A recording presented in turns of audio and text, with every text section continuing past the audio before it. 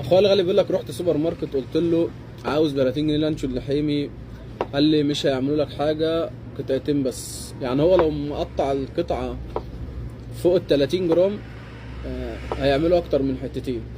تمام. ف مش عارف الواحد يعمل ايه الصراحه، غير ان هو يعني ربنا يكرمنا ونفضل على وضعنا.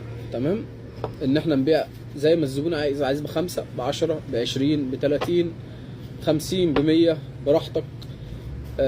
في برضو حد جالي من قيمه يومين عايز ايه بقى؟